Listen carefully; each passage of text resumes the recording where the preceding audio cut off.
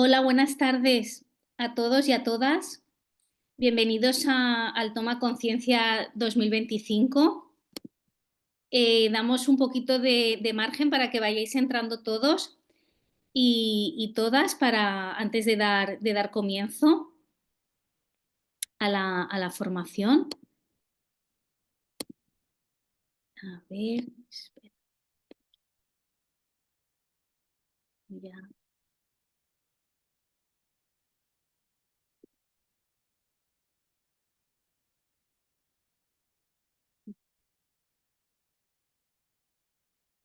¿Puedo ver a los asistentes? Vale. Bueno, buenas tardes a todos y a todas. Mi nombre es Amparo Bayarri, soy la directora del área de formación de la Academia Española de Nutrición y Dietética. Como os comentaba, os doy la bienvenida al Toma Conciencia 2025, ¿vale? Al webinar en el que en la próxima hora y cuarto vamos a celebrar el Toma Conciencia de este año. Y bueno, simplemente rápidamente para dar paso a los expertos, deciros que nos gustaría que por el chat os presentarais. Ya veo que algunos de vosotros ya nos estáis dando las buenas tardes y nos estáis saludando, ¿vale? Nos gustaría que nos indicarais desde dónde os estáis conectando, ¿vale? Para saludarnos todos y luego deciros que tenemos otro apartado, el de preguntas y respuestas, que mediante ese canal es el ideal para que podamos todos formular nuestras preguntas a los ponentes al final de las intervenciones, ¿vale? Deciros que la grabación de este webinar luego a partir del lunes estará disponible en el campus virtual, el campus mediante el cual os habéis inscrito todos. Y creo que ya está. Lo más importante es eso, que sepáis que luego lo vais a tener disponible en el campus y que ahora durante la sesión pues podemos comentar cualquier cosa mediante el apartado de preguntas y respuestas. Sin más, yo voy a dar paso a Uxía Rodríguez Lavandeira, que ella es la presidenta del Colegio Oficial de Dietistas y Nutricionistas de Galicia y es la vicepresidenta segunda del Consejo General de Dietistas Nutricionistas. Ella va a ser la encargada de moderar y de llevar a cabo la dinámica, ¿no? de este webinar del Toma Conciencia. Y sin más, os dejo con ella. Muchas gracias. Buenas tardes a todos. Antes de nada de comenzar con la sesión, voy a presentar muy rápido a cada uno de los ponentes. Y nada, como acaba de comentar Amparo, lo único, pues eso, si tenéis alguna pregunta la haremos al final y si puede ser en la parte de preguntas y respuestas, mejor que mejor. En primer lugar, vamos a tener a Manuel Moñino, es dietista nutricionista de salud pública, presidente del Colegio Oficial de Dietistas Nutricionistas de Islas Baleares e integrante del Centro de Análisis de la Evidencia Científica de la Academia Española de Nutrición y Dietética. Es investigador adscrito al Ciberón del Instituto de Salud Carlos III para los estudios Predimed y Predimed Plus y coordinador del Grupo de Salud Pública de la Red Europea de Dietistas de la EFAD. Preside y coordina el Comité Científico de la Asociación para la Promoción de Frutas y Hortalizas 5 al Día y es coordinador del IAM5, Alianza Global de Promoción al Consumo de Frutas y Hortalizas 5 al Día. Actualmente preside el Consejo General de Colegios Oficiales y Dietistas Nutricionistas.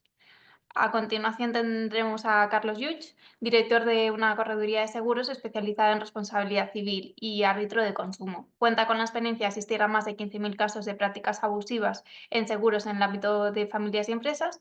Ha publicado más de 800 artículos en diversos medios nacionales como El País, Expansión, 5 Días, El Economista y Actualidad. Y es autor de Abusos a prima única, donde expone la pluralidad de factores que determinan la toxicidad de esta modalidad de seguros de vida para el usuario. Y por último, tenemos a...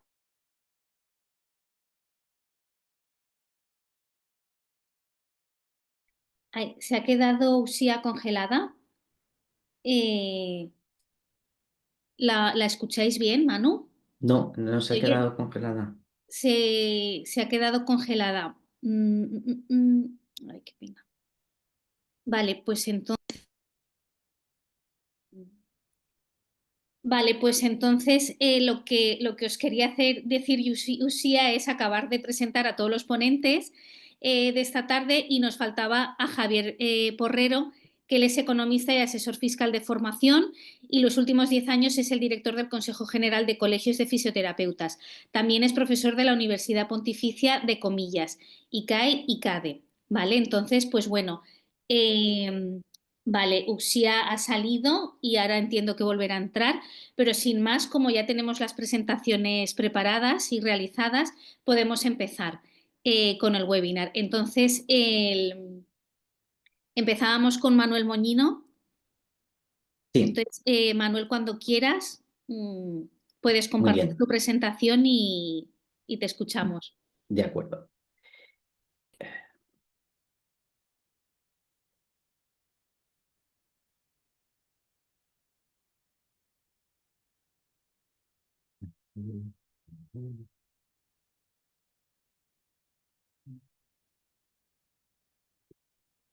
Perdonad.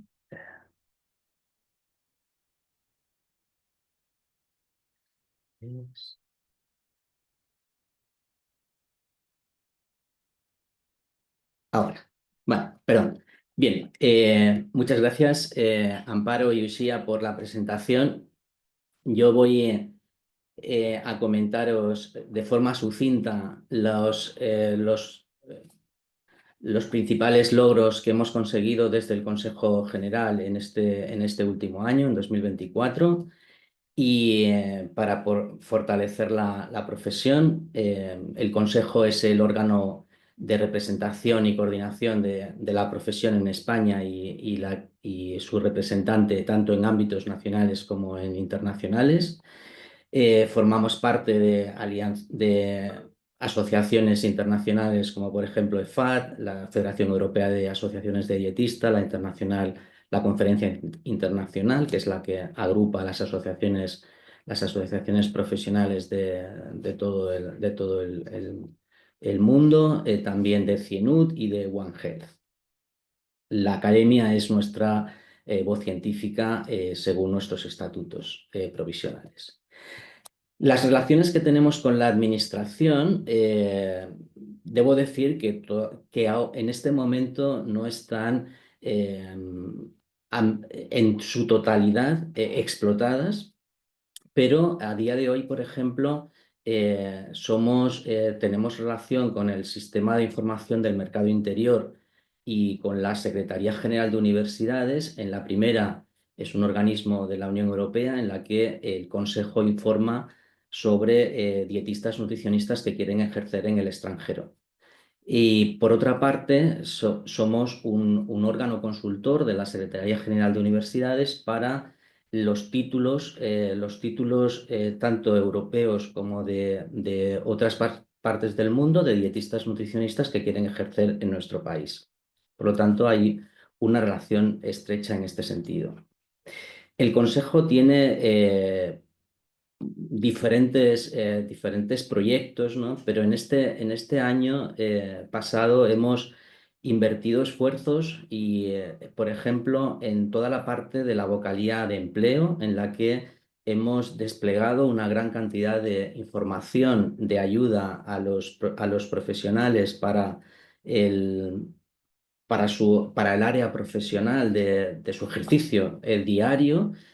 Por ejemplo, un apartado de movilidad internacional, también herramientas para el empleo, también las convocatorias de oferta pública y otros trabajos que se han desarrollado desde el Consejo para promover la ampliación de funciones docentes en las diferentes comunidades autónomas.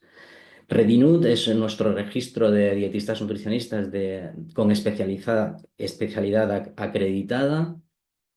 Este sistema pretende fomentar la especialización, fomentar que los dietistas nutricionistas se especialicen en áreas concretas, y en este registro público se detallan aquellos dietistas nutricionistas que destacan por su experiencia profesional y por su competencia académica en diferentes áreas de nuestro ejercicio profesional, ¿no? Os invito a que también, si sois dietistas nutricionistas, os especialicéis y solicitéis esta acreditación que no tiene un reconocimiento oficial, sino oficioso por parte del Consejo, pero que quiere ser un inicio para fomentar las especialidades en nuestra profesión.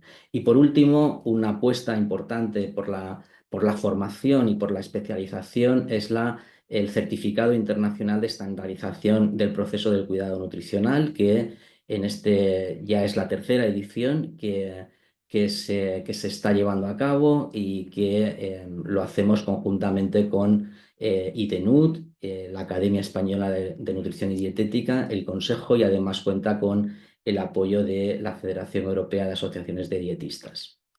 Este año pasado hemos tenido bastante relación con diferentes consultas públicas de la Administración General del Estado, y además también hemos hecho diferentes consultas a la Administración para resolver algunas cuestiones que afectan al ejercicio profesional y que creemos que es importante que la Administración dé su opinión y que resuelva las cuestiones que afectan al ejercicio profesional, por ejemplo, en la aplicación del IVA en las consultas de profesionales sanitarios, en las consultas de dietética y nutrición, o, por ejemplo, a la hora de adscribirse a un epígrafe en el impuesto de actividades económicas. Hoy se va a resolver, o se va a intentar resolver, una de las cuestiones, que es el tema del IVA. Hemos hecho dos consultas, una de ellas vinculante, para que se determine si las profesionales de la nutrición y la dietética tienen que aplicar o no IVA.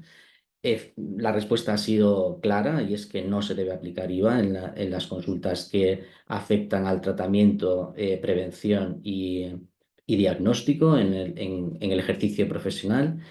Pero bueno, hay algunos claros oscuros, como por ejemplo la segunda petición que hemos hecho al Ministerio de Hacienda, es que aclare cuáles son los medios de prueba que debemos recopilar para poder asegurar que estamos aplicando bien este criterio de exención de IVA. El IAE ha sido también otra de las partes, porque actualmente no hay un epígrafe concreto para dietistas nutricionistas, y hay una especie de cajón desastre en la que hay varios profesionales sanitarios con diferentes formaciones académicas. Por otra parte, también hemos solicitado al Ministerio de Educación, a la Secretaría General de Formación Profesional del Ministerio de Educación, la actualización del título de técnico superior en dietética. Como sabéis, es un título que está regulado por un Real Decreto del 89, anterior incluso al título de diplomado en nutrición humana y dietética, y que creemos que es necesario actualizar.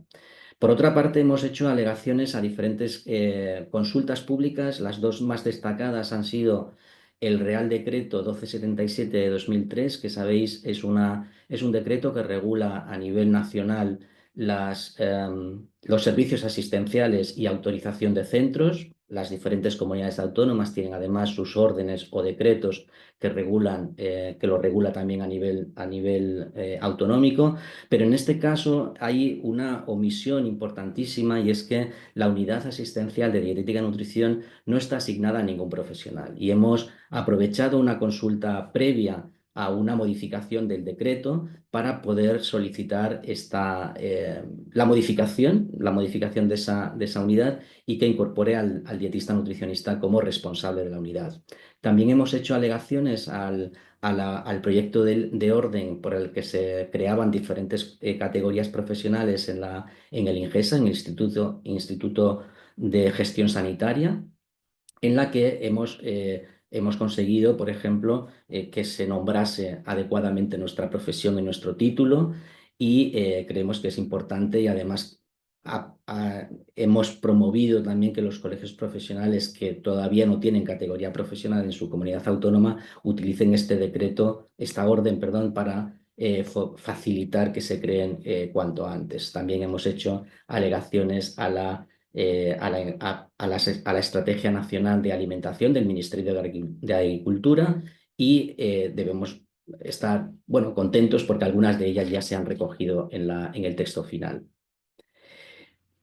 Ya rápidamente, en este año también hemos hemos creado vínculos con organismos nacionales e internacionales que han contado con el apoyo del Consejo General. Por ejemplo, hemos desarrollado una guía de alimentación y nutrición en autismo, con la ayuda también de la Academia Española de Nutrición y Dietética. Hemos formado parte como stakeholder del proyecto europeo de Health for EU Kids como organismo científico. También hemos firmado convenio con Eurofir, que es una plataforma de tablas de composición de alimentos muy interesante. Os animo a que os unáis a esta plataforma. Tenéis un descuento de hasta el 30% para poder beneficiaros de todas las herramientas para la profesión. Y también hemos firmado un convenio con Ágora, que es una plataforma de verificación de bulos en Internet, ¿no? También os animo a que echéis un vistazo para ver cómo funciona. Me quedan ya 3 minutitos y solamente deciros que el Consejo sigue apostando por el Día del Dietista Nutricionista. Este año pasado ha estado dedicado a trastornos digestivos funcionales. Tenéis todo un repositorio de materiales que podéis utilizar en consulta y también para difusión de la profesión en la página web del dietista nutricionista, del Día del Dietista. Y en el Foro Nacional de Alimentación, este año pasado, lo hemos centrado en la visibilidad de la inseguridad alimentaria. Os animo a que consultéis la página, os unáis al manifiesto, adhiráis a esta propuesta que lanza el Consejo para poder trabajar más en la inseguridad alimentaria, porque a pesar de que parezca que no es un problema, casi 7 millones de personas en España sufren inseguridad alimentaria y es importante visibilizarlo. Sin más, muchísimas gracias por vuestra atención y ahora vamos a disfrutar de las ponencias de nuestros colegas, que seguro que nos ayudan mucho en la práctica diaria. Gracias. Muchas gracias, Manuel. Ahora daría paso a Carlos.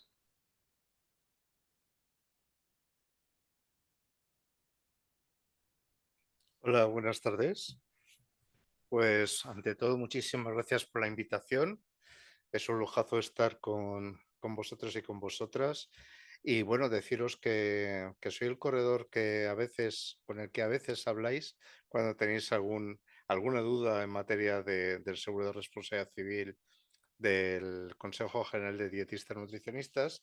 Y hace un tiempo surgió una duda, una cuestión que era bastante interesante, al menos para mí, que es ¿qué pasa cuando el dietista nutricionista o la profesional, la dietista nutricionista, pues además, digamos, de su actividad como profesional, pues además está comunicando? Y está recurriendo a las redes sociales, está recurriendo pues a un blog, está haciendo vídeos en algún canal. Es decir, más o menos pasa esa función que se nos ha dado a llamar influencer, ¿verdad? ¿Y qué pasa cuando esa persona además pues nos muestra o promueve de alguna forma o incluso anuncia o incluso recomienda pues algún que otro producto o servicio? Bien, y desde luego mi campo de actividad es el de los riesgos, es decir, al final detrás de toda actividad humana pues pueden surgir situaciones en las que las cosas no salen como esperábamos, no salen bien, ¿verdad? Y entonces pues lo que tenemos que hacer es identificarlas, es saber hacia dónde podemos ir, hacia dónde no.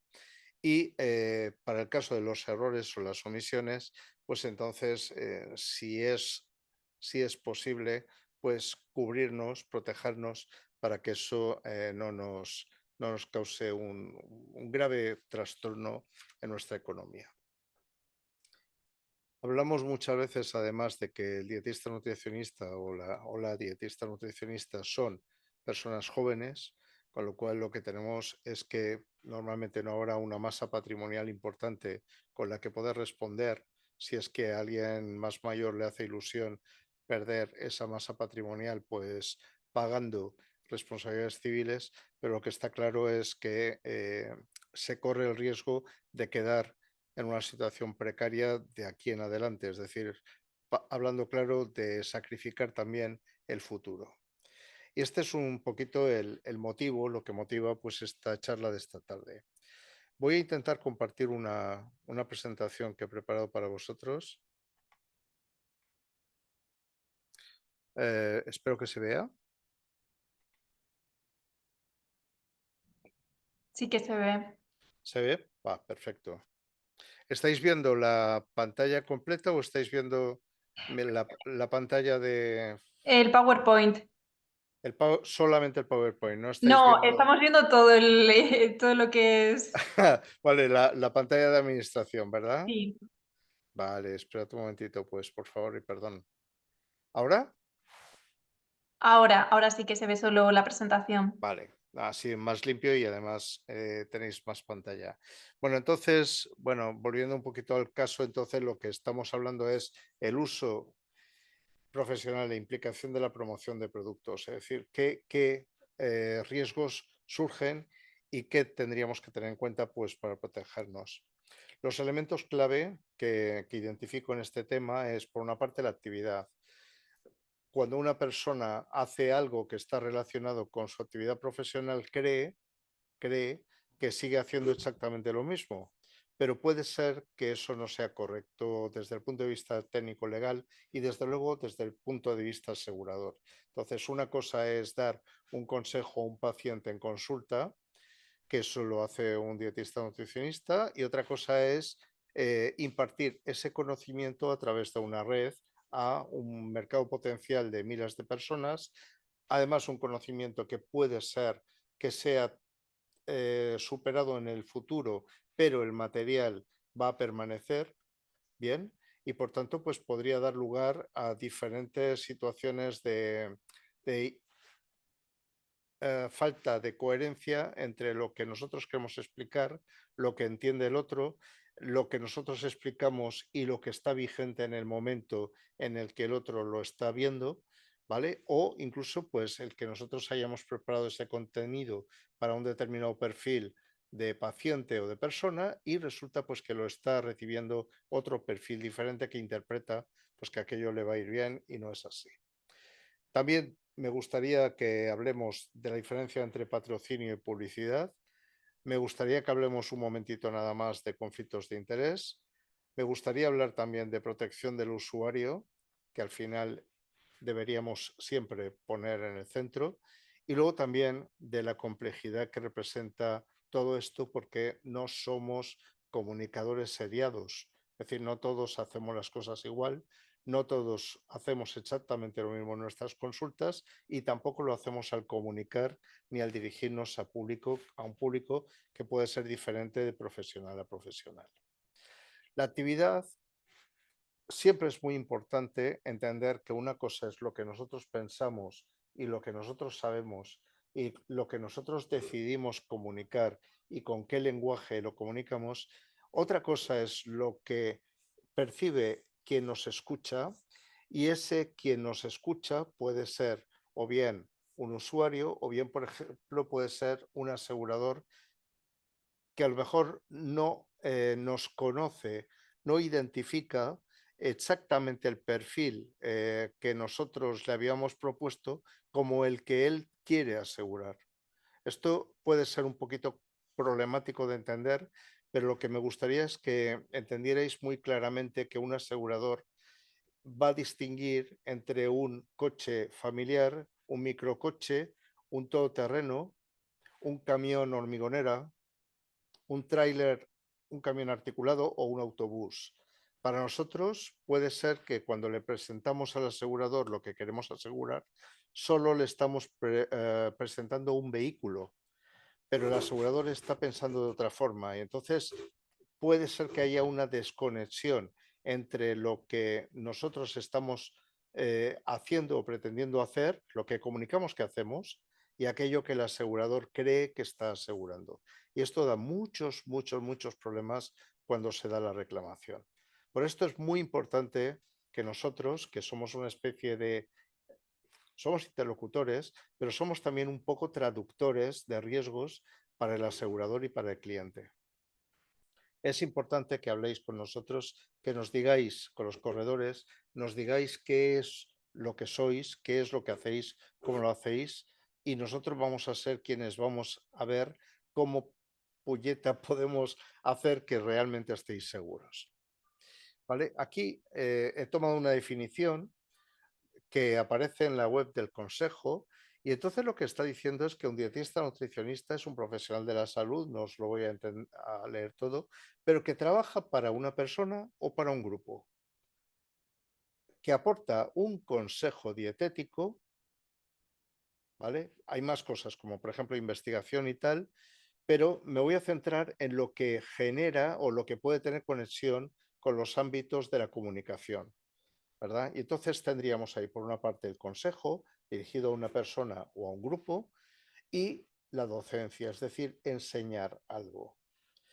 Si estamos en este ámbito, exclusivamente en este ámbito del consejo dietético, ya os avanzo que el seguro de responsabilidad civil de dietistas nutricionistas que os estamos proponiendo puede cubrir este riesgo, ¿vale? ¿Qué pasa si nos salimos de aquí? Ahí es donde tenemos el problema. Si nos vamos a lo que es la definición legal que se ofrece de lo que es un influencer, vamos a ver que una de las primeras cuestiones que tenemos que tener claro es que va a intentar promocionar empresas. Esas empresas pueden ser empresas de terceros o pueden ser la empresa propia, la propia actividad mercantil, ¿verdad? Pero el interés en comunicar no es enseñar, no es ayudar al otro a resolver algo o enseñar, sino que es una cierta promoción. Los influencers tienen una influencia, ¿por qué? Porque sus opiniones pesan. Y esas opiniones o su imagen conllevan una cierta tendencia a consumir algo. Bien, cuando digo esto, quiero decir que no estamos dando un consejo nutricional, no estamos diciendo las zanahorias son muy buenas para la vista, perdonad por favor, sino que podría ser un consejo de un dietista nutricionista. Espero que os riáis de mí, por favor, porque no tengo nada que ver con vosotros en materia profesional. Pero esa expresión, por ejemplo, sería simplemente es un consejo, porque yo como técnico sé que eso es así. Y otra cosa es una opinión acerca de un producto, otra cosa es una opinión acerca de un determinado servicio y otra cosa es que la finalidad sea generar un consumo de ese producto o de ese servicio. Entonces hay una serie de técnicas de marketing, de influencia en marketing y al final lo que puede ocurrir es que seamos o bien directamente estemos intentando vender un producto o un servicio o que estemos siendo embajadores de alguna forma de esa marca del producto. Aquí tendríamos, por ejemplo, dos casos para que diferenciéis mejor el tema. Entonces tendríamos una publicidad y tenemos al conocido Rafa Nadal, pues que supongo que no sabe muy bien cómo funciona la mecánica de un coche, aunque sepa conducirlo, ¿vale? Pero nos está recomendando, está avalando con su imagen personal, con su imagen como deportista, está avalando una cierta marca coreana de vehículos. Por otro lado, tenemos, por ejemplo, pues la camiseta del Real Madrid. No me gusta el fútbol, así que he cogido la primera que he pillado que llevaba algún tipo de patrocinio. Y Emiratos no tiene nada que ver con el fútbol, pero está pagando, está ayudando a que el Real Madrid pues consiga fichar gente y tal, aportando dinero, pues y se beneficia de que en las camisetas aparece Emiratos. ¿Vale? Es muy diferente una cosa de la otra, pero lo que sí está claro es que Emiratos se beneficia de esa autoritas del Real Madrid. Y hay una cosa que quería poner sobre la mesa, aunque como veis funciona siempre por debajo, que es el tema del conflicto de interés. Es decir, cuando yo estoy vendiendo mi alma a cambio de dinero. Bien, y además estoy conculcando un cierto deber profesional. A esto le tenéis que prestar una especial atención. En el ámbito de la dietética y nutrición, bueno, Todos conocemos informes en los que, por ejemplo, para salirnos de este ámbito, pues de científicos que avalan el uso de combustibles fósiles, que han negado la existencia del cambio climático y que luego ha salido pues que estaban fuertemente financiados, por ejemplo, por el cártel petrolero. Entonces, esto evidentemente es un conflicto de interés y ahí lo que cae, para empezar, es la reputación profesional y lo segundo es que podemos tener muy graves consecuencias. En cuanto a protección del usuario, pues lo que está claro es que una cosa es lo que nos vende la publicidad y otra cosa que es lo que este pobre paisano tiene en la mano en la triste realidad, ¿no? Entonces podemos tener, por ejemplo, casos de publicidad engañosa o que alguien entienda que lo que nosotros hemos dicho no funciona, no es como lo hemos explicado. Podemos tener, por ejemplo, casos, estos son casos reales, que han acabado en los juzgados. En este caso, por ejemplo, como veis, unos calzados, unos zapatos que se vendían porque mientras caminabas tonificabas los músculos. Bueno, pues se demostró que eso no era cierto, por tanto, publicidad engañosa. Tenemos aquí, por ejemplo, a los señores de Red Bull, les metieron una demanda que les ha costado 13 millones de dólares en Estados Unidos porque bebiendo Red Bull no te salen alas. ¿Vale? Entonces, evidentemente es una, si quieres, una alegoría tal, pero hay que a veces ser un poquito más explícitos. Aquí tenéis, por ejemplo, un caso muy conocido que es el Dieselgate, ¿verdad? Es decir, aquí vehículos que se vendían como diésel limpio, cuando realmente era simplemente un tuneo de un chip del sistema de inyección, pues para que solamente diera buena lectura cuando estabas en la ITV. Por tanto, es un fraude al consumidor. Aquí tenéis otro caso. Aquí ya voy a aterrizar un poquito más en algo que deberíamos estar resolviendo cuando comunicamos. Aquí veréis, por ejemplo, que aquí al pie pone, este señor se dedica a enseñar cómo conseguir patrocinadores para karting. ¿Lo veis, no? Vale, este señor está patrocinado, porque además está patrocinado y enseña a obtener patrocinadores. Pero yo echo de menos una cosa aquí, que luego vais a ver enseguida qué es lo que se va a echar de menos. Por ejemplo, aquí tenéis una otra situación que puede ocurrir y es que estamos dando un consejo equivocado que provoca un daño. En este caso, esto es del INCIBE y se trató pues de una aplicación que decía a los excursionistas, coged este sendero y meteros en tal sitio. Y donde se metían era en un campo donde había reses bravas. Entonces hubo varios accidentes bastante serios con excursionistas. Obviamente, el que había creado la app fue responsable de esas lesiones. Aquí tenemos otro caso que este sí que os toca de cerca, que es en 1890, un científico alemán residente en Estados Unidos que se llama Emil von Wolf, y este señor descubrió que 100 gramos de espinacas contenían 41,6 miligramos de hierro. Cuando sobrevino la famosa crisis del 29, pues en Estados Unidos se dio una epidemia de una hambruna. Bien, entonces en aquel momento desempolvaron el tema porque había muchísima carestía de minerales y había un montón de anemia. Y entonces pues se creó el personaje de Popeye porque los niños no querían comer espinacas, pero las espinacas eran muy buenas porque tenían mucho hierro. Entonces, lo que nos ha quedado positivo es Popeye, porque resulta que este señor, el Emil von Wolf, se equivocó y resulta que el 41,6 eran 4,16. ¿Vale? Es decir, una coma en un mensaje lanzado a una multitud de gente pues puede provocar un problema serio. Aquí tenemos otro caso que todavía fue peor, fue un farmacéutico en España que se equivocó al elaborar una fórmula magistral y corrió una coma. El resultado fue la ceguera de una niña. Aquí otra niña de 5 años en un colegio de Palma Este es un caso que hablamos en su día Manuel y yo, y fue simplemente pues, por un error en el suministro de un helado a quien no debía tomarlo. Aquí tenemos un caso, por ejemplo, en el que un paciente recibe un diagnóstico que no es el suyo. Otra situación que podemos tener, lo digo porque es muy amplio el campo, es que nos suplanten.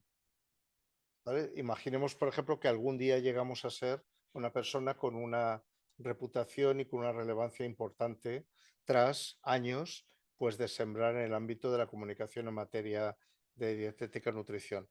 Bueno, pues podemos correr el riesgo de que alguien nos suplante o ponga un vídeo que nosotros publicamos algún día o recurra a la inteligencia artificial y resulta pues que aparecemos nosotros promoviendo un producto que no estamos promoviendo. Pero la demanda nos va a caer. Carlos, perdón, 3 ¿Sí? minutos. Muy bien, gracias. Legislación tenemos mucha. Os voy a dejar esta presentación y también la voy a acompañar con la legislación por si acaso os apetece leerla.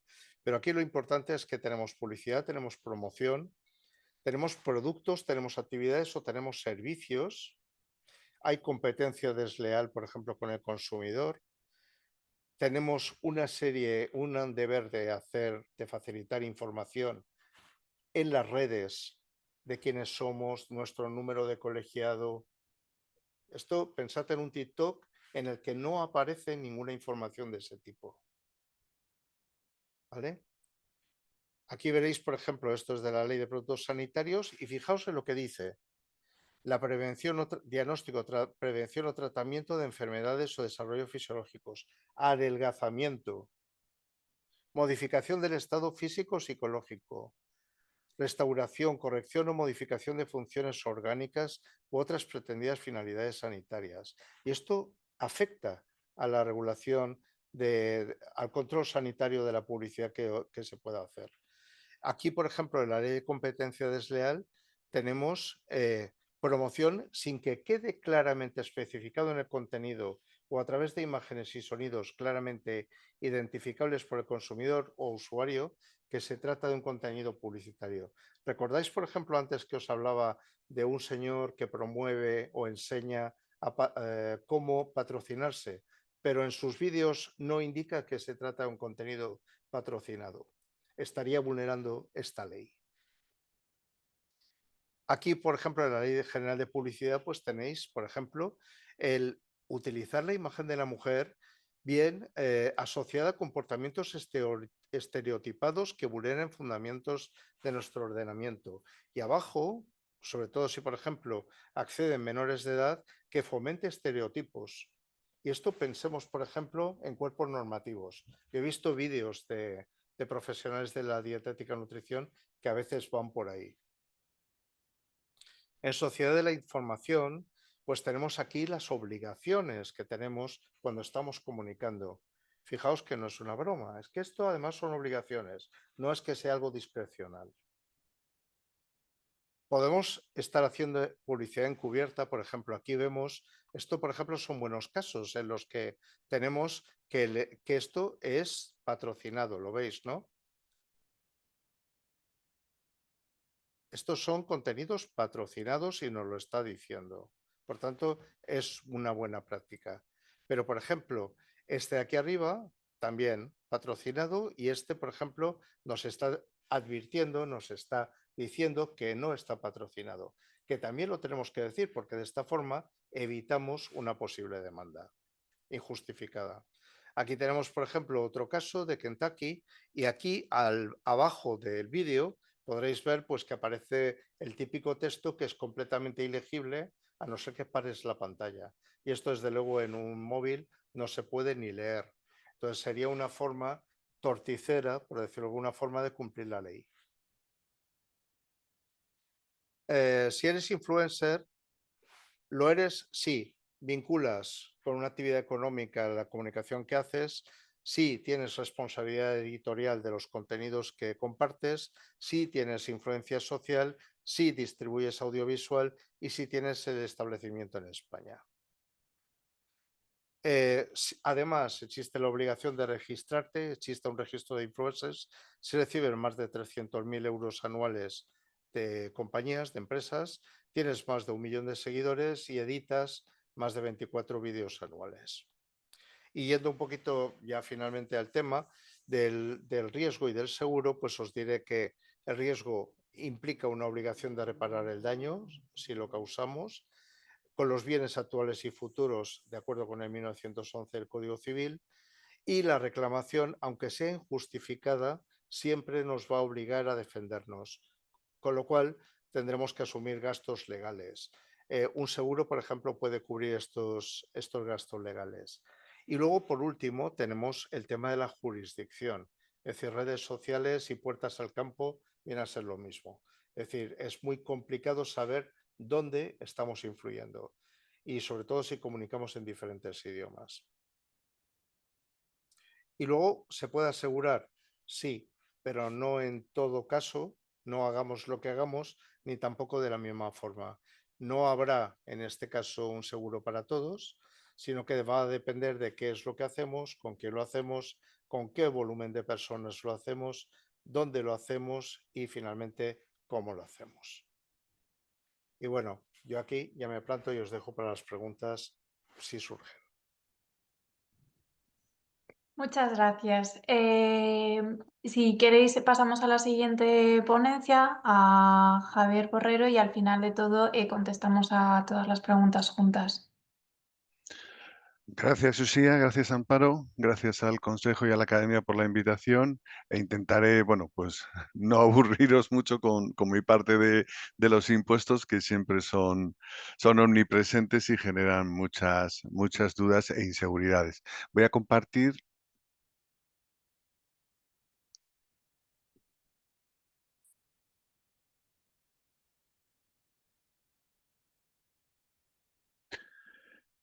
Creo que se ve. Bien, entonces me habían pedido que Yo no estoy viendo nada, ¿eh? ¿No? No, Vale, de hecho ni discúlpame. siquiera has compartido, no se ve. Vale.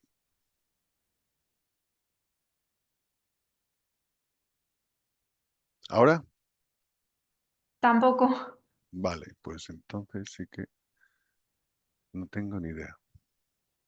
Si le das abajo a compartir, Sí, le estoy dando, pero como tengo un ordenador con varias pantallas, ahora sí, tampoco.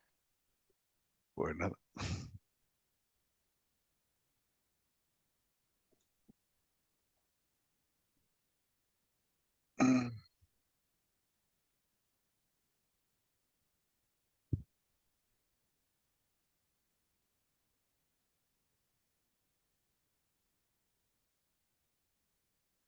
Comentan por por el chat si te sirve que debes seleccionar la pantalla que deseas compartir cuando tienes varias.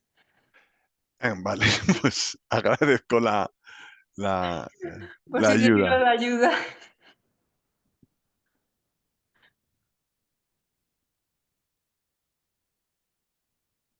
Vale, y ahora Ahora tampoco. tampoco. Pues no lo sé. Compártela, Javier, en el grupo que tenemos Sí, de y si WhatsApp quieres la pongo yo.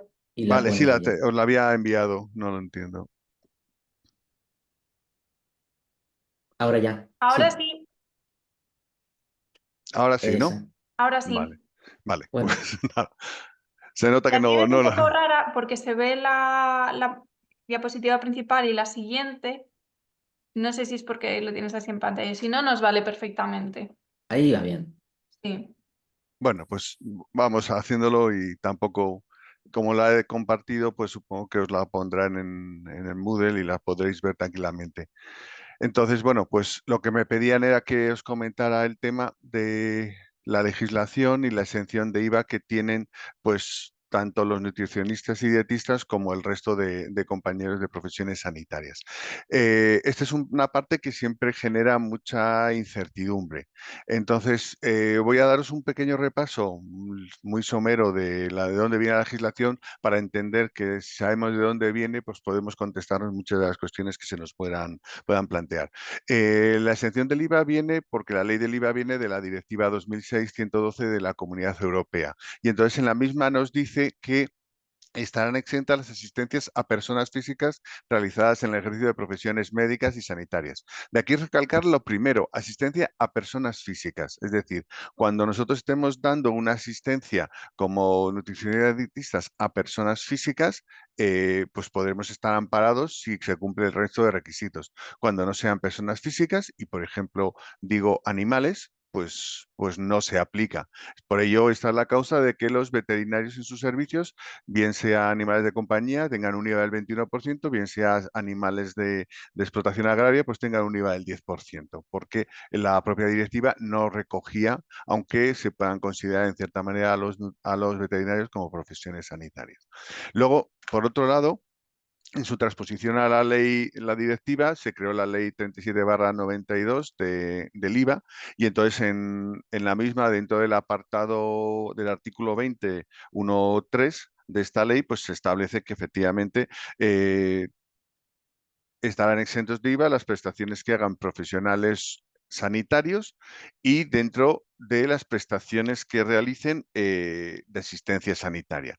Aquí recalcar otro término, que es prestaciones de asistencia sanitaria. La ley del IVA establece dentro de su hecho imponible para el acto comercial dos grandes grupos: prestaciones de servicios y entregas de bienes. Una prestación de servicios es el hecho de hacer algo para una persona y una entrega de bienes es darle un bien, un objeto a una persona.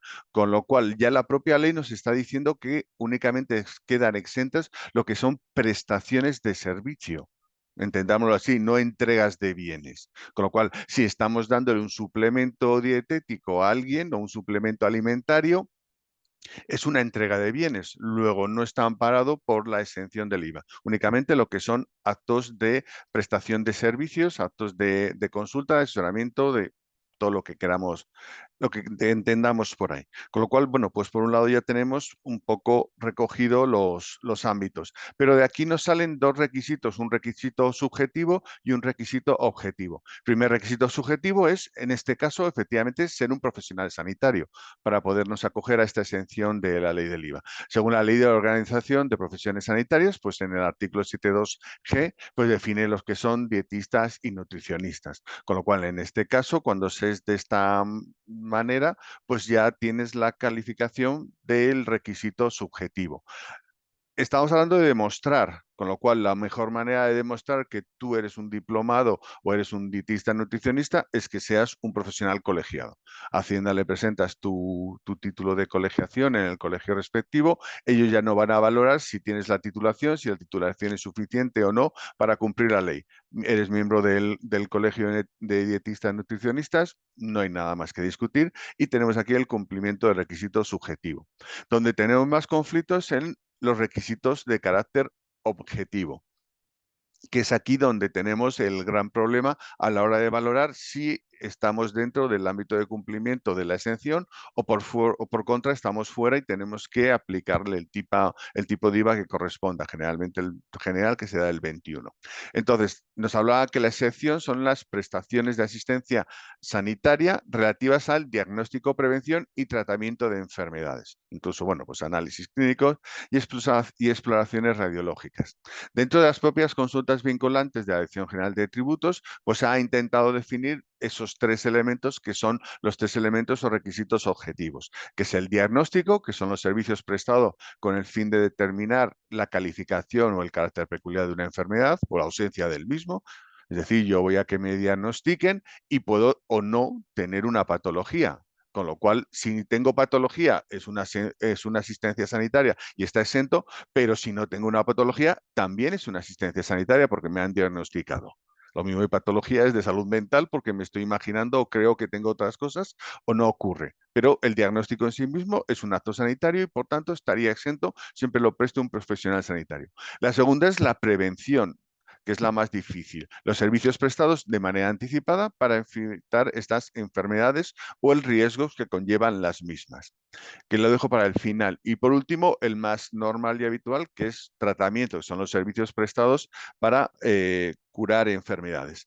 Aquí tenemos todos claros los tres conceptos. A la hora de demostrar, pues el diagnóstico está claro, es decir, una primera consulta o unas consultas posteriores ante cualquier profesional sanitario de un paciente o una persona física que acude a hacer la consulta sobre si él que padece una patología, no la padece, en qué grado, etcétera, etcétera. El tratamiento es cuando ya tiene diagnosticado bien por un profesional, por un médico, bien por un nutricionista, dietista, esa patología y le da un tratamiento para bien curar, bien tratar, bien mitigar esa patología, porque puede ser incluso que estemos en un carácter crónico y entonces no tiene una curación, pero sí hay que intentar paliar pues, los efectos que la misma tiene sobre la persona. Y por último, había dejado la prevención. La prevención es un elemento que sí está recogido y lo tenemos clarísimamente aquí, pero en donde la Inspección de Hacienda tiene pues, sus mayores dificultades a la hora de entender y comprender. Porque claro, una prevención es cuando tú, una persona que no tiene la patología, pero le estás ayudando, le estás tratando, en el caso vuestro, o le estáis dando una dieta o le estáis dando un consejo nutricional para que no enferme. Claro, aquí, ¿hasta qué punto es acto sanitario? Según Hacienda, pues veremos que ahí tiene sus dificultades en entender y comprender el mismo. Entonces, aprofundizando en este requisito objetivo, pues vamos a tener que es enfermedad, que no es enfermedad. Según la RAE, pues una enfermedad es un estado producido por un ser vivo por alteración de una de sus funciones o de sus órganos o de todo el organismo. Y entonces ahí lo tenemos claro, cumpliendo los tres requisitos que teníamos anteriormente, pues tenemos que sería patología, pero que no es una enfermedad y por tanto nos escapamos del cumplimiento de este artículo y todo ese acto profesional sí estaría sujeto al IVA. Pues para Hacienda uno muy claro que es un caballo de batalla no solo en vuestra profesión, sino en el resto de profesiones sanitarias, los actos de estética. Es decir, para Hacienda una estética, mientras no lleve aparejado otra patología, normalmente puede ser de salud mental, pues la atención sobre el acto estético no es un acto sanitario y por lo tanto tiene que tributar en el IVA. Claro, si entendemos por ello que viene una persona sin tener lo que llamemos una patología y se le da una dieta, pues bueno, pues por que se vea mejor, porque tenga una mejor salud, pues Hacienda puede entender fácilmente de que no es un acto sanitario e intentar imponernos el correspondiente IVA. Pero también se puede contrarrestar o podemos entender que, claro, que eso es un acto puramente de prevención. Si nosotros vamos cuidando la dieta de una persona, su nutrición, a efectos de que en este momento no está enfermo, pero queremos evitar que llegue a enfermar, pues es un puro acto de prevención. Es un acto como tal que pues ahí tendremos un conflicto con la Inspección de Hacienda, porque ellos irán por la vía de la estética, mientras nosotros estamos yendo por la vía de la prevención. Ahí, por ejemplo, pongo un caso más concreto que es la mejora no para que no enferme, sino para el rendimiento de un deportista. Pues entonces ahí tendríamos claramente un ejemplo de que no está sujeto a la exención del IVA, con lo cual ese acto de prestación de servicios por parte de un nutricionista dietista para un deportista con el objetivo de mejorar sus rendimientos, pues sí tendría que llevar el IVA. Y como decíamos ya al principio, cuando hay una prescripción o una dispensación de algún producto, suplementos dietéticos, por ejemplo, no es una prestación de servicio y como tal, pues como es una entrega de bienes, estaría también sujeto al IVA. la pregunta ahora es cómo demostramos lo que estamos haciendo cara a una inspección de Hacienda. Pues según la ley de enjuiciamiento civil, tenemos que todas las pruebas, no hay unas pruebas tasadas, sino las pruebas es algo totalmente libre y que nosotros podemos ir presentando para conseguir la demostración de esta situación. Pues una definición muy típica del Tribunal Supremo, que los medios de prueba son los instrumentos de intermediación requeridos por el proceso para la constancia material de los datos existentes en esa realidad. Por ello, yo os propongo como métodos de pruebas principales dos, aunque veremos otras mayores, que son la factura y la historia clínica. Primero, ¿qué es una factura? Pues os remito al Real Decreto 1619 del 2012, donde se aprueba el reglamento de facturación. Y entonces en el mismo tenemos, en primer lugar, el artículo 6, que el contenido de la factura, pues según la letra F, pues es una descripción de las operaciones donde tenemos que consignar todos los datos necesarios para la determinación de la base imponible del impuesto. Y luego la letra J nos remite a cuando nuestra actuación esté exenta de IVA, pues hay que recoger el artículo o el ámbito jurídico que realiza esa exención. Y luego, por otro lado, recalcaros en primer lugar que la factura es nuestra primera prueba y la más importante porque es donde normalmente intentaremos demostrar lo que estamos haciendo mediante esa facturación. En toda inspección lo primero que nos van a pedir van a ser un listado de las facturas que hemos realizado para valorar primero su contenido y que se haya dado un estricto cumplimiento de las mismas en los distintos ámbitos tributarios, bien sea impuesto a la renta, sociedades o en el IVA como estamos hablando. Entonces, en primer lugar, toda factura tiene que describir de la manera que podamos el acto sanitario, pero ojo, sin incumplir la ley de protección de datos. Como veremos también luego en la historia clínica, no podemos unir por protección de datos, los datos del sujeto pasivo, los datos en este caso del paciente y una descripción detallada de lo que es su patología, porque la factura como un documento mercantil al que tiene acceso, pues estaríamos incumpliendo esa protección de datos, además de carácter especial que tienen los datos sanitarios, con lo cual ahí tenemos una dificultad. Entonces, a la hora de hacer una factura, mis recomendaciones, pues la propia ley nos da, pues tenemos que definir la prestación de servicio que estamos realizando con nuestro paciente, primero si estamos en un acto de diagnóstico o un acto de prevención o un acto de tratamiento. Y luego evitar siempre el término genérico o utilizar siempre la misma frase, porque ante ello un inspector va a decir, pues usted me está poniendo siempre la misma frase, con lo cual no me está demostrando lo que está realizando, ya que es un acto reiterado de definición en la factura y entonces no se distinguen unas facturas de otras, no se distingue una prestación de servicio a un paciente respecto de otra. Con lo cual, primero en la factura utilizaremos alguno de los tres términos, diagnóstico, prevención o tratamiento, y luego intentaremos de una manera, sin entrar en la profundidad para evitar la ley de protección de datos, de qué hemos realizado.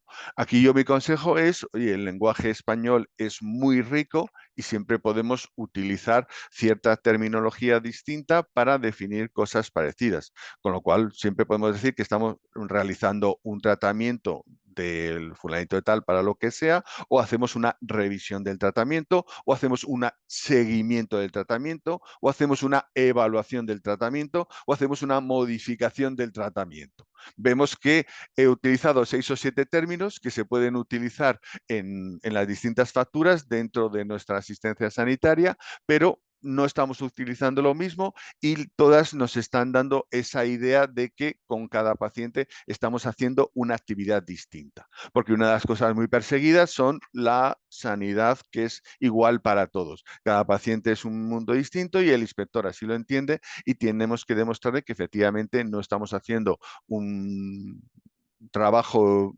monótono e igual para todos, sino que estamos haciendo un término para cada uno de manera distinta.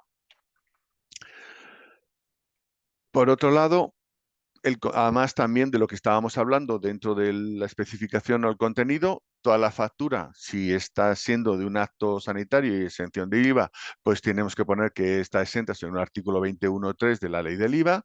Y luego, por último, recordaros que en el próximo año vamos a tener en vigor la entrada de la factura electrónica, que nos va a obligar, en el caso de las sociedades, está previsto desde el 1 de enero, y en el caso de los autónomos, a partir del 1 de julio del 2026. Entonces, tendremos que hacer una factura en formato electrónica a través de un programa establecido, y esas facturas van a caer en posesión, van a ser subidas a la agencia tributaria, a la página web de la agencia tributaria. Con lo cual, la inspección va a tener en su mano poder, antes de llamarnos, poder ver todos los contenidos de todas nuestras facturas.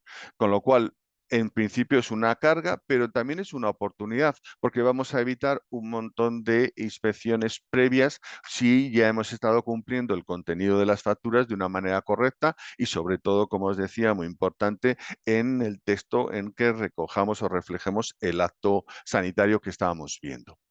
Y luego, por otro lado, teníamos la historia clínica. Os pongo aquí un poco la Ley 41/2002 de regulación de lo que es la autonomía del paciente, sus derechos y obligaciones. Y entonces, bueno, pues la historia clínica es la identificación personal del paciente separando de los caracteres clínico-asistenciales.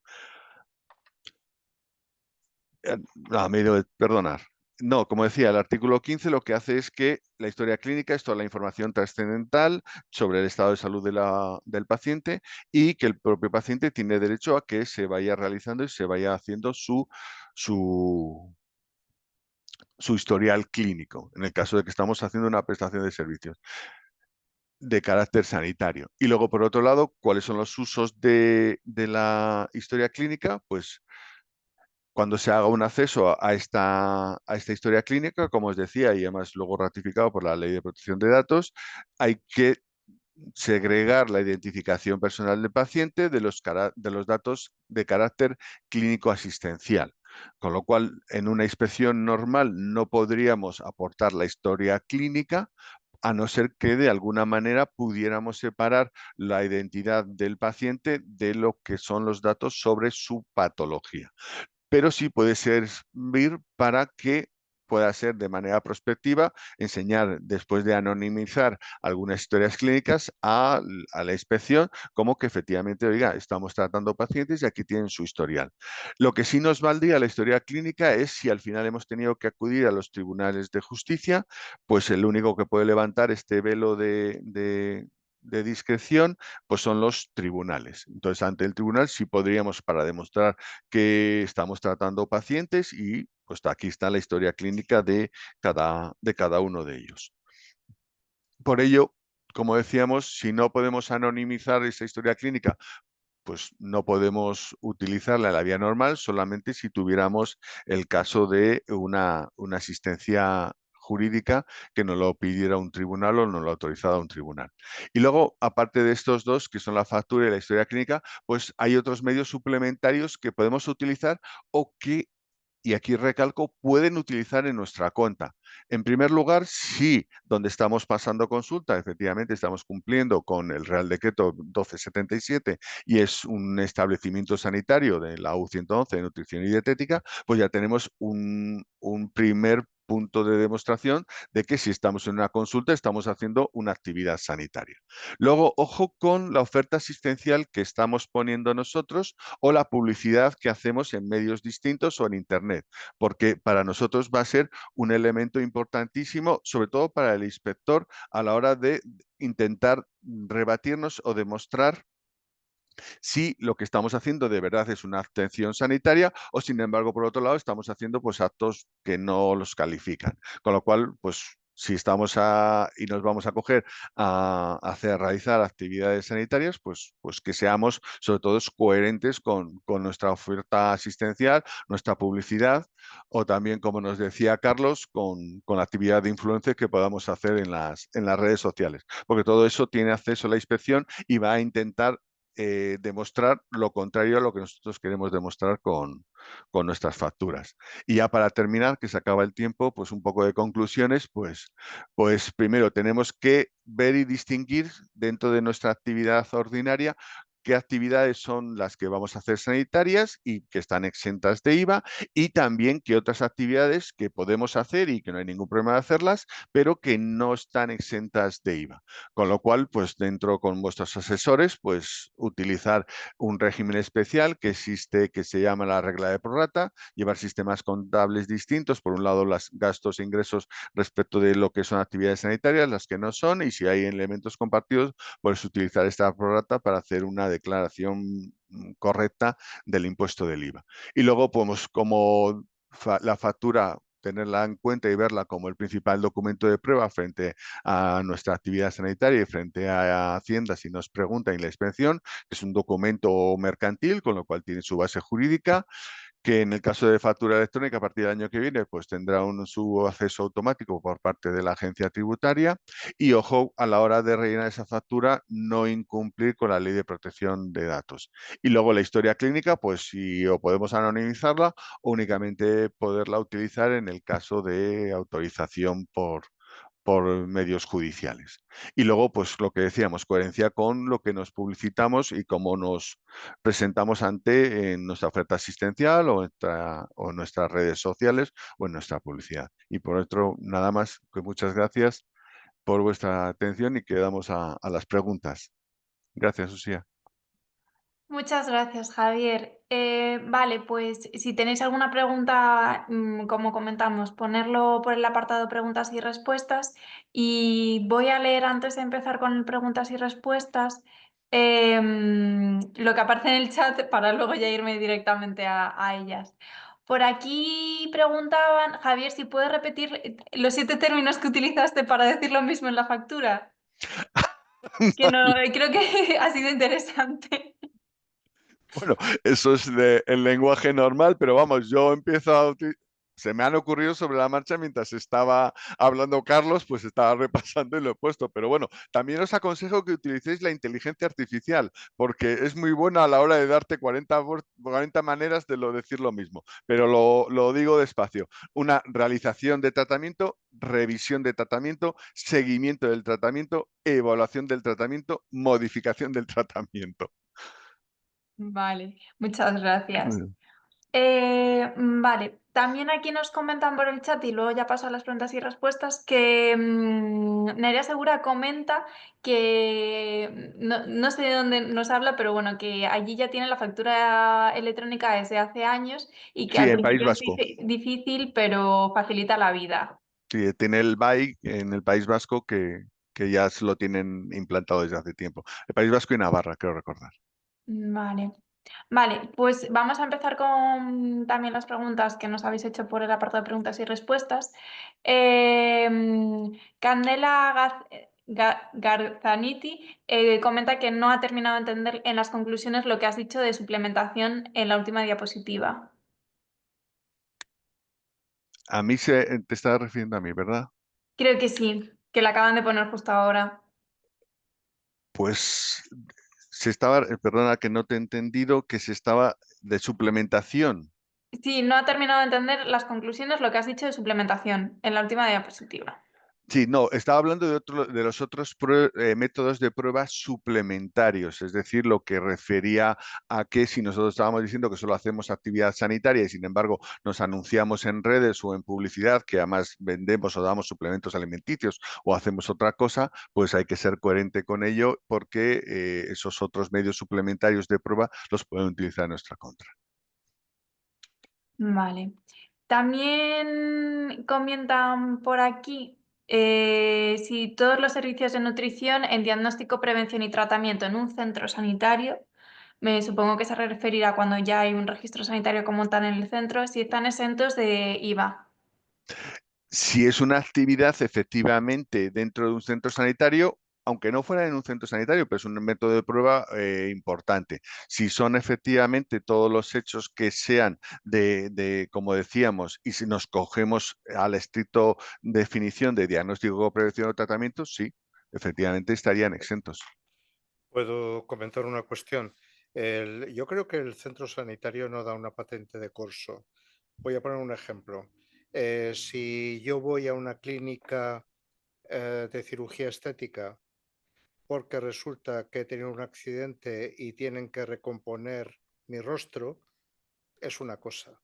Si yo voy a una clínica que es un centro sanitario de cirugía estética porque lo que quiero es que me metan botox, ácido hialurónico y me quiten unas arrugas, es otra muy distinta. Y estoy en el ámbito de un centro sanitario. Lo digo porque los riesgos son distintos, ¿vale?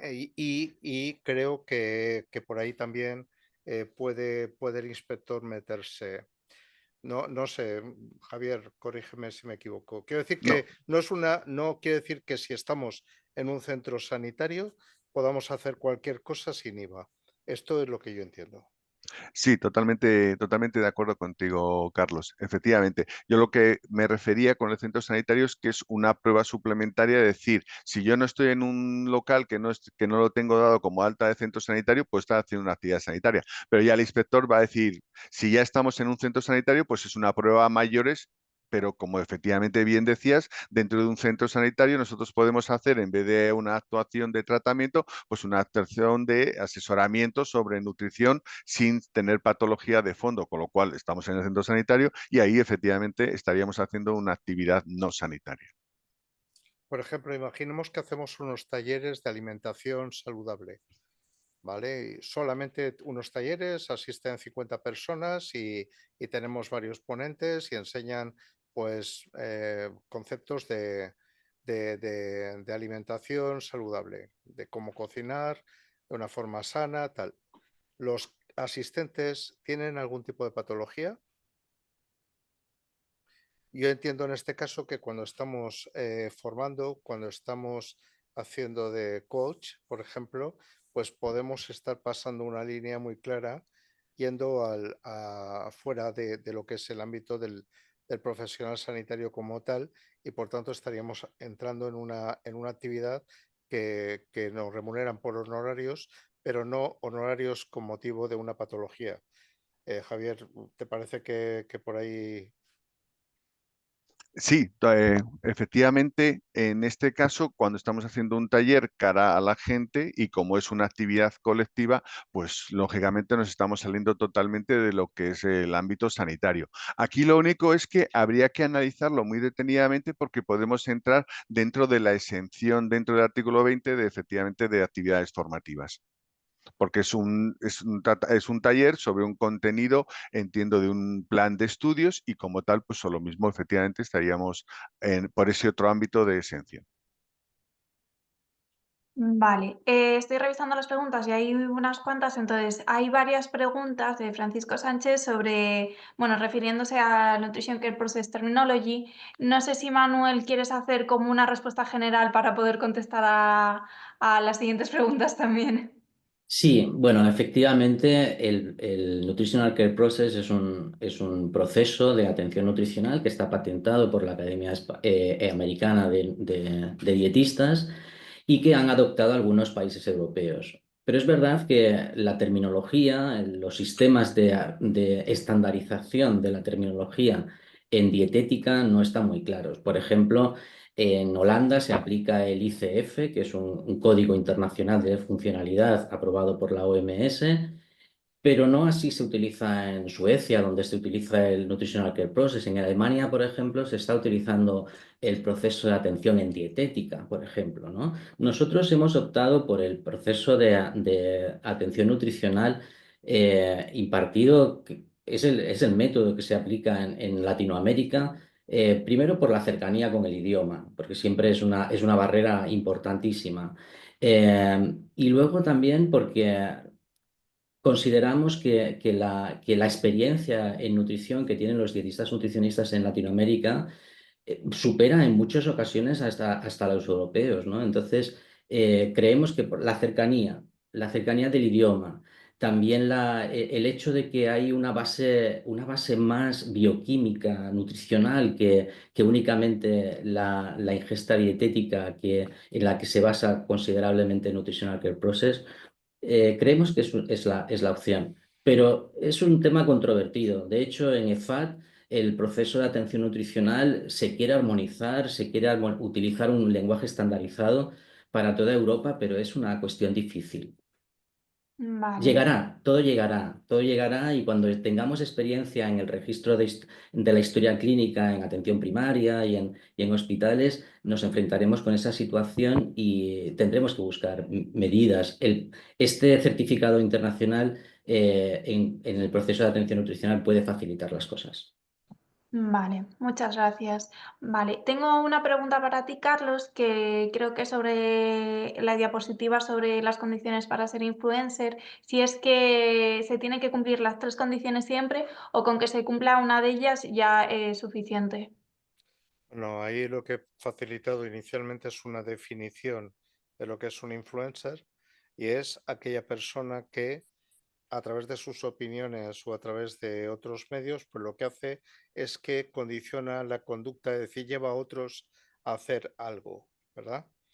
Ese influencer que vemos ahí, el de las 3 cuestiones, es el que está obligado a registrarse, como en el registro de influencers que tiene habilitado el ministerio. A ese se le exigen las 3 condiciones. ¿Vale? Tiene que tener más de 1 millón, tiene que cobrar más de 300.000 y tiene que publicar más de 24 contenidos audiovisuales en un año. Ahora bien, lo es otro perfil de influencer que no llega a estos niveles y lo que es más importante, ¿va a tener las mismas responsabilidades? Sí. ¿Vale? Vale, vale. Muchas gracias. La Por favor. siguiente pregunta sería para Javier y es si los técnicos superiores en dietética también estarían exentos de IVA en esos casos de diagnóstico, prevención y tratamiento. Yo entiendo que no, porque la ley de profesiones sanitarias recoge quién son profesionales sanitarios. Y entonces, si no están dentro de la norma de la ley de profesiones sanitarias, no son sanitarios, por lo tanto no pueden hacer un acto sanitario y por lo tanto entiendo que no estarían exentos. Vale. Aquí también preguntan para ti, Javier, si dar formaciones dentro del ámbito sanitario se podría tributar al IVA o estarían exentos. Y de hecho se me ocurre otra pregunta al respecto después.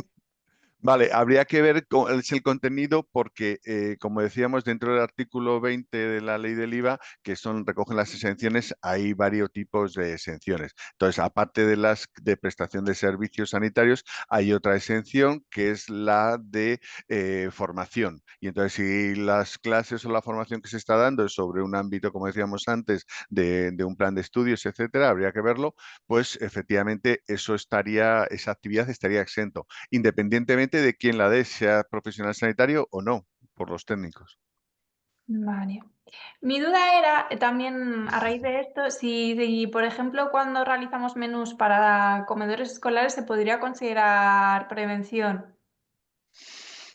Pues te voy a decir claramente, yo creo que si fuera inspector de Hacienda te diría que no, que eso no es... Habría que intentarlo. no, claro, es lo que decía antes, la palabra prevención es tan amplia que todo en su momento es una cierta prevención para no caer, si el menú alimentario es correcto, efectivamente, con una buena educación, pues no van a caer en una enfermedad, pero yo no creo que, que sea eso lo que sería una prevención sanitaria como tal. Vale. Yo tengo exactamente el mismo problema con mi actividad. Y es que yo tengo operaciones que están, o trabajos o servicios que están sujetos a IVA y otros que no lo están.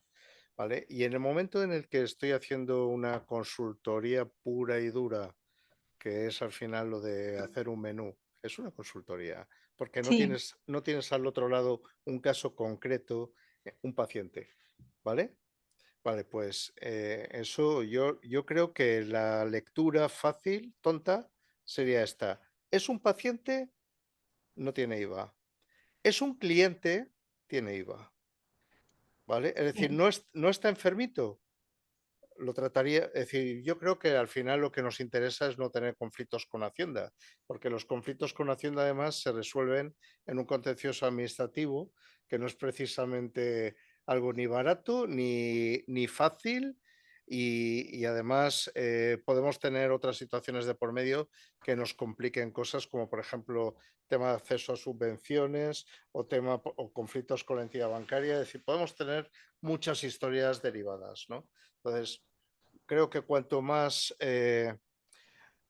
menos trampas le hagamos a Hacienda, mejor. O menos trampas interprete Hacienda que le estamos haciendo.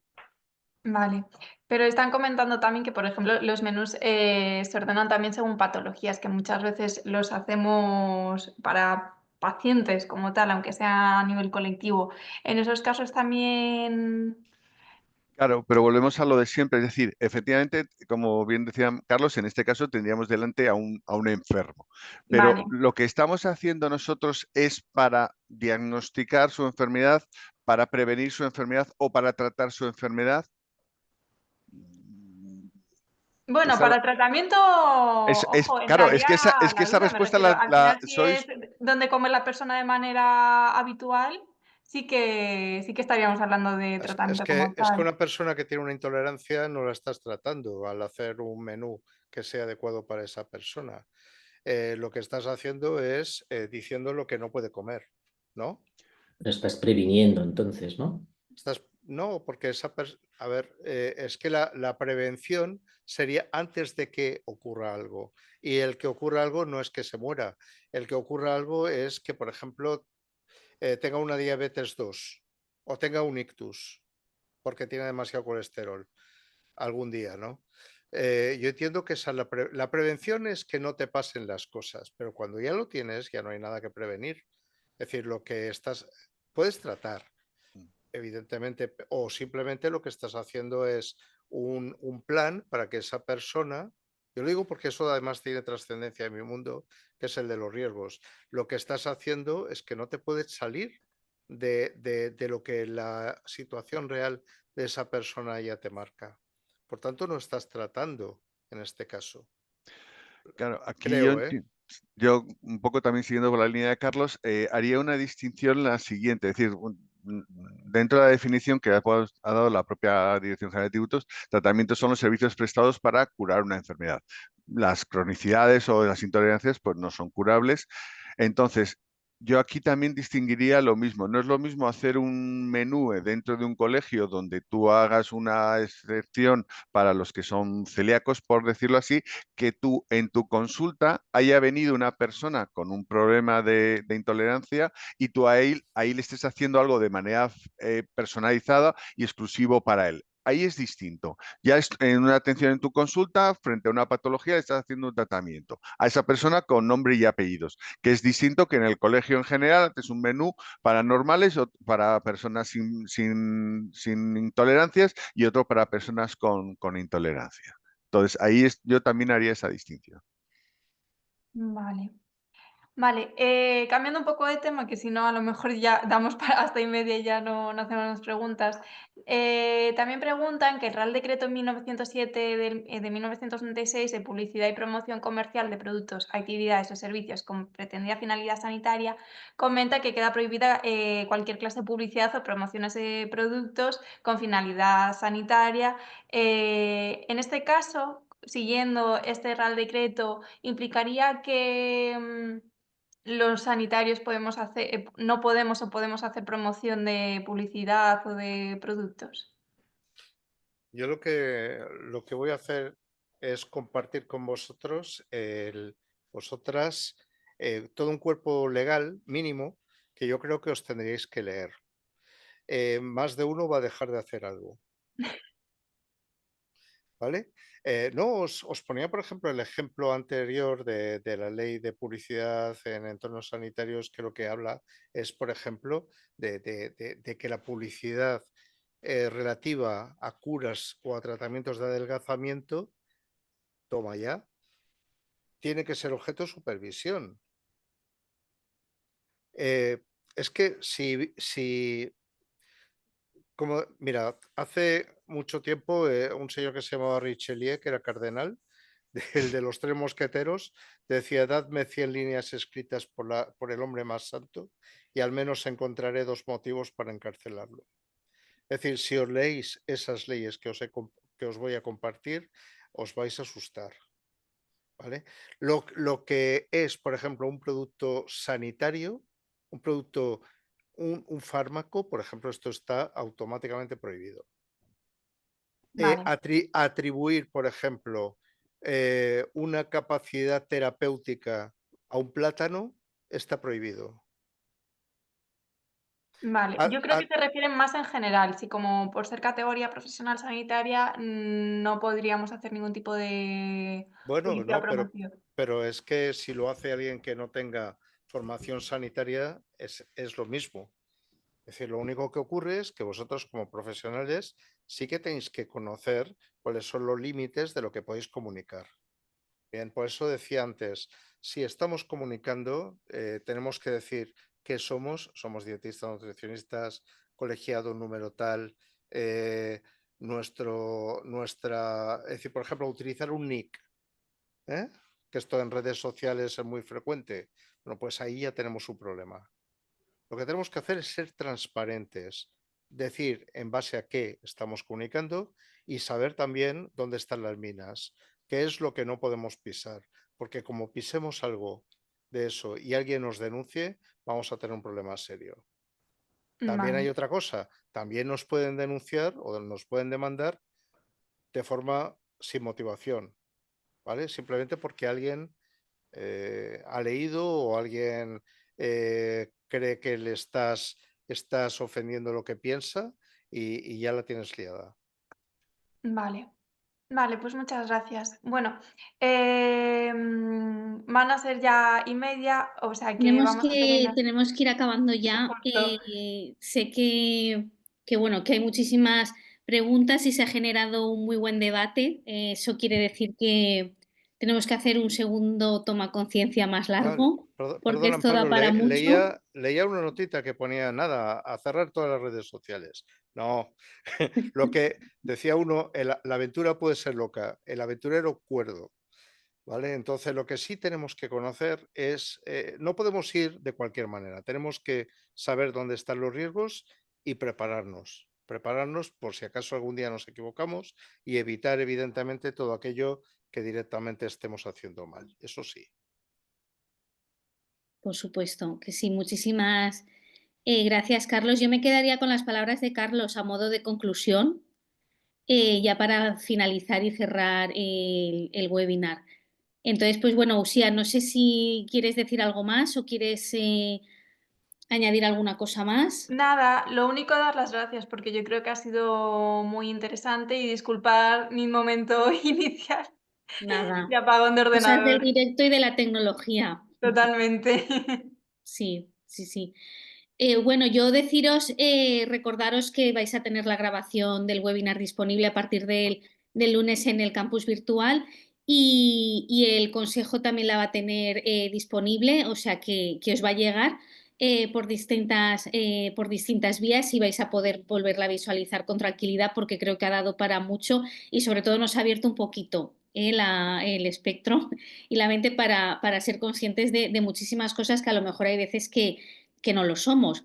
Entonces, pues bueno, Uxía, muchísimas gracias por tu moderación y tu ayuda y tu compañía.